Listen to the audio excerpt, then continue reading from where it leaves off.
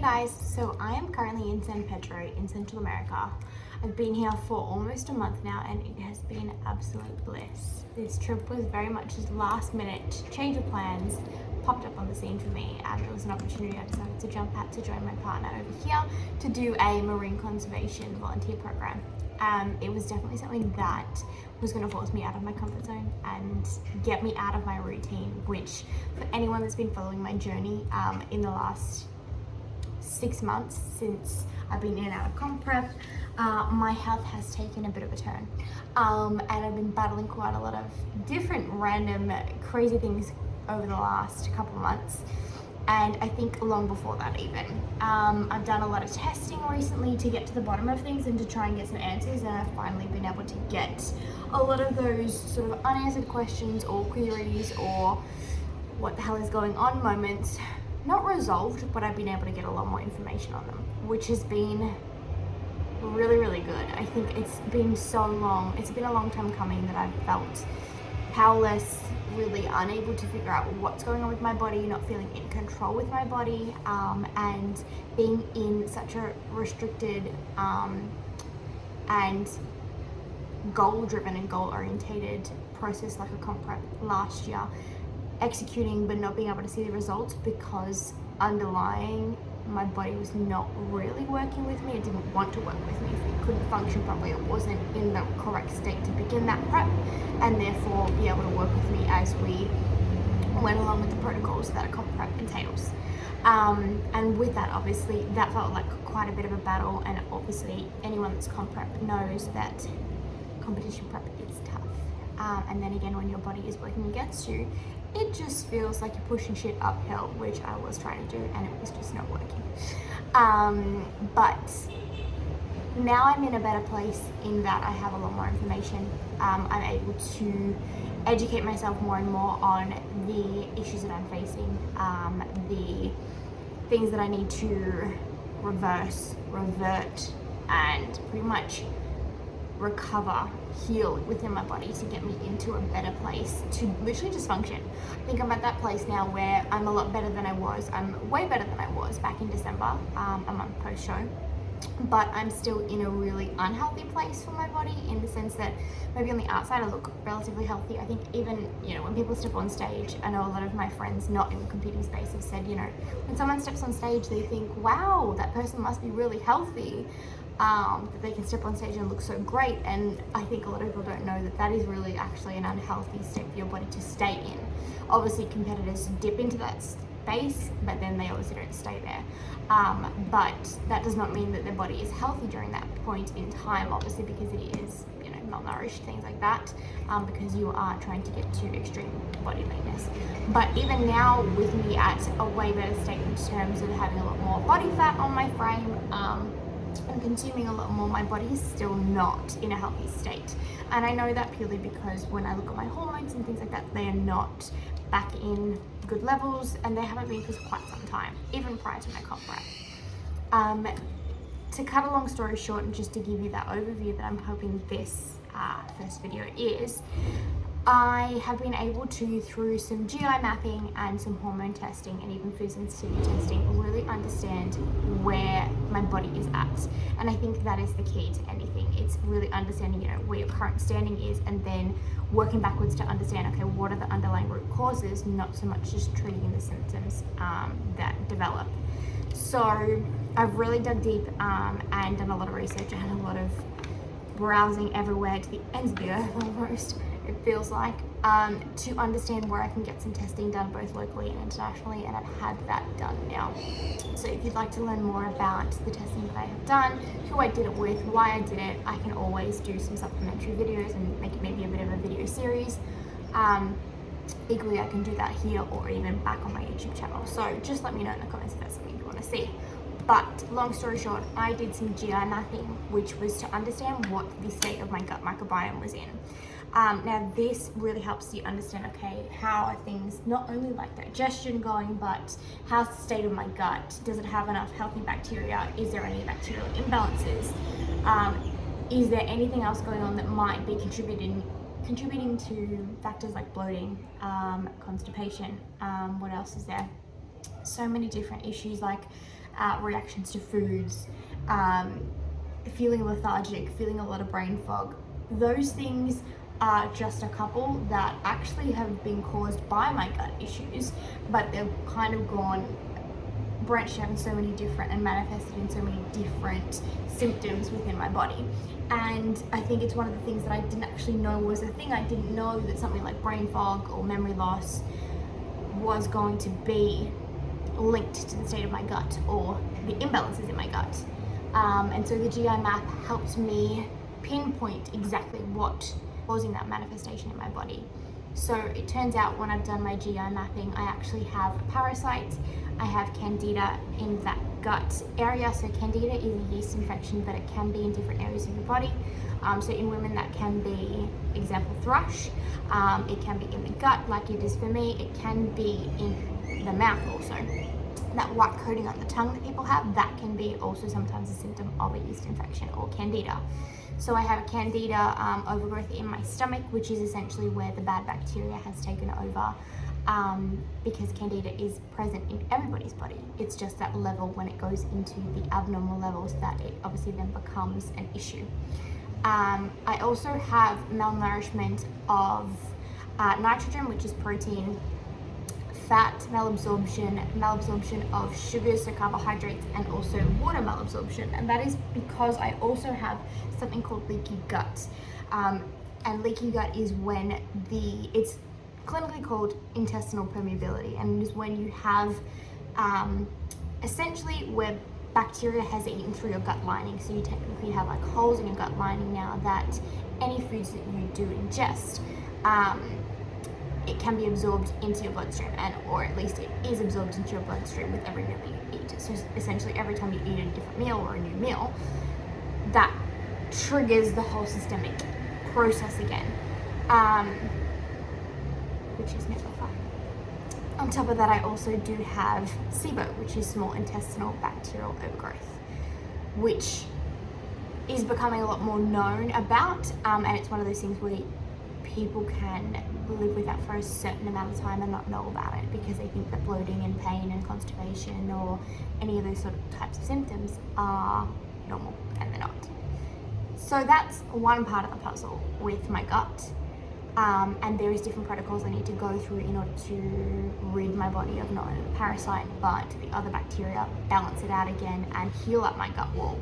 I can't technically do anything until I do heal up that gut lining, because essentially anything that I ingest doesn't really go to those pathways and isn't able to be picked up and absorbed by the body in the correct way when I do have that hole within the gut lining.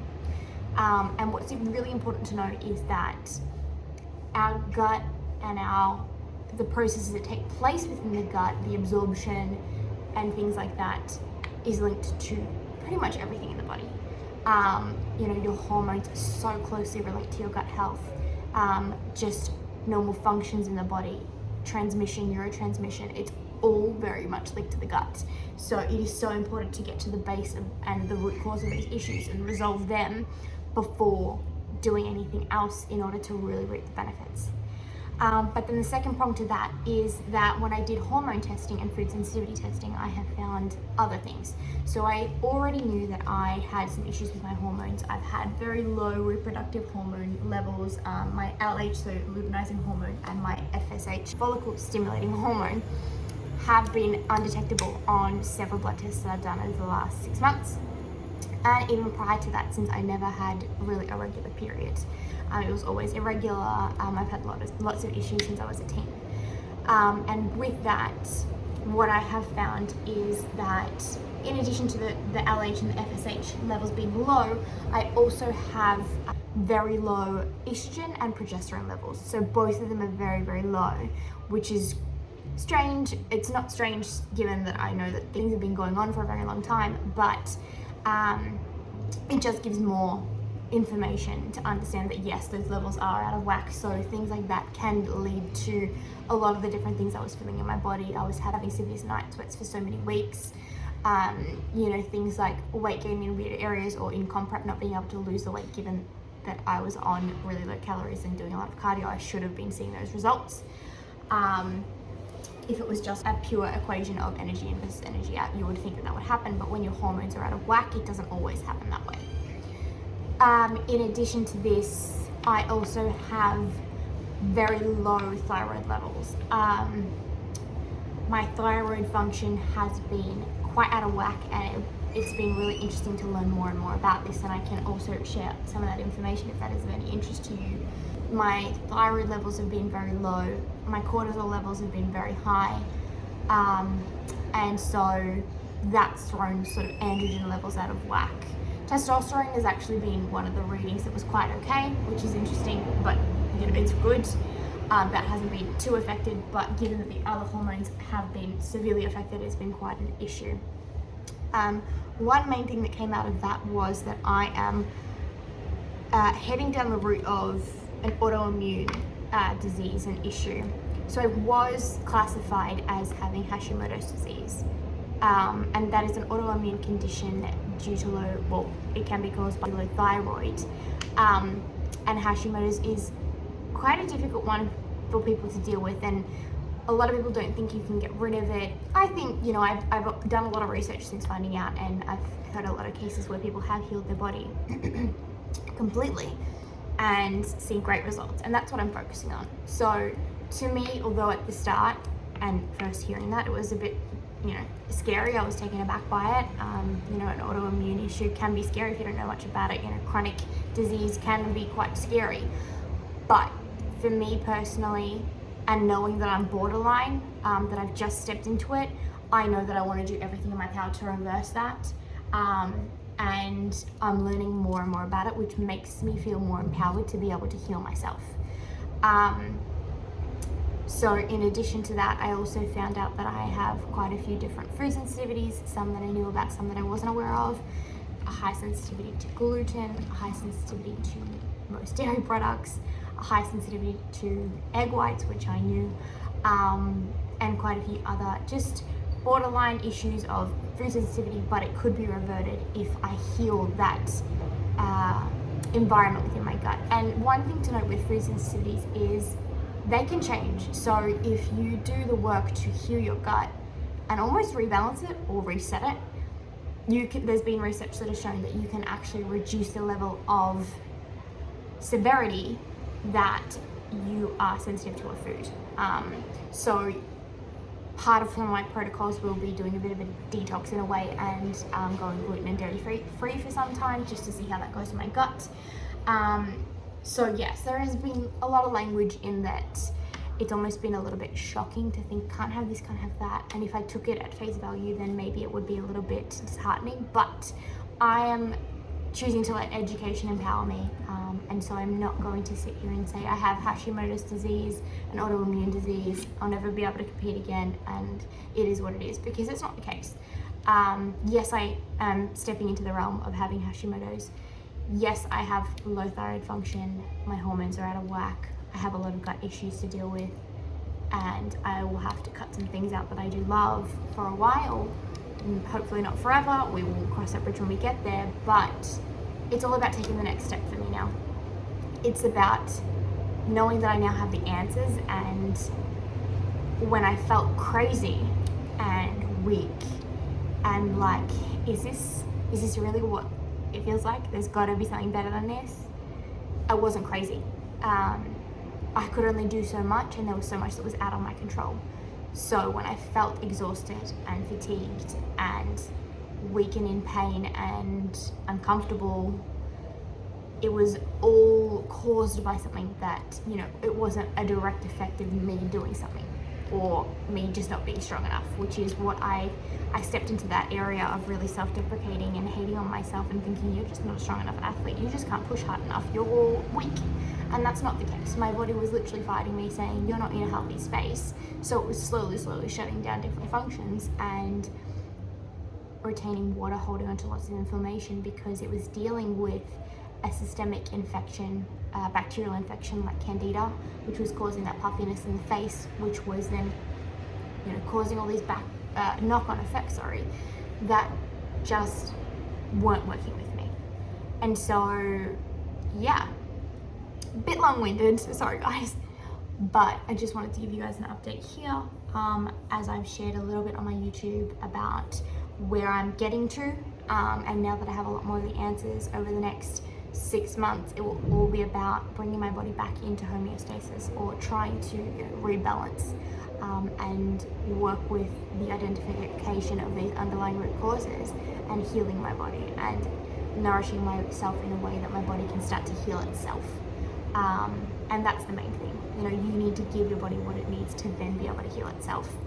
Food is great, but you can only give your body food to then heal itself. Food alone won't heal you. So I'm very excited to be taking a step into a whole new direction of healing and health, and a more holistic approach to it.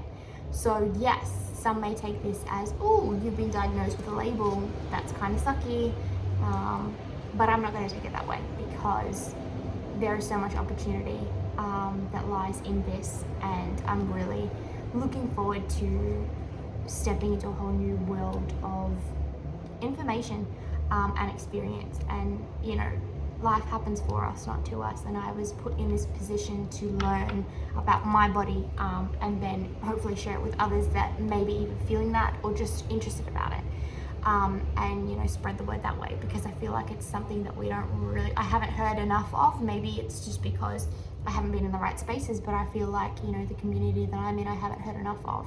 So I would at least like to share that information so that we can start to hear a little bit more about it and educate ourselves more about our own bodies, guts, our gut health, hormones, things like that, and be more open. And yeah, that's just me in a nutshell. That's where I'm coming from, and I'm in a really great place now. I wouldn't say I'm in the best place in terms of health. I'm still having, this morning even, I woke up in, you know, this beautiful location and my head was beating. I had such a strong headache. It was probably one of the most painful I've had in the last couple of months. And unfortunately I didn't have to take something to help it a little bit, because we had things to do here. And I didn't want to, you know, just lay in bed the whole time in pain. I wanted to get on with it and enjoy the time here. But I'm taking that in my stride, and I'm knowing that it's not going to last forever, and that slowly it will start to feel better, and it won't always be this way. And I've had little glimpses of where I felt great, and then the next day maybe I felt a little bit like I've taken a couple of steps back, and it made me appreciate even more those moments that I do feel a lot better, and I know that it can only get better from there. So I'm excited. We are taking steps in the right direction, and we're getting there, team. So I hope you enjoyed this little update. Let me know if you have any questions in the comment section below, and if you want to see anything more or me to dig into anything in particular, I'm more than happy to. But with that, I will say goodbye for now, and let's get healing. All right, bye guys.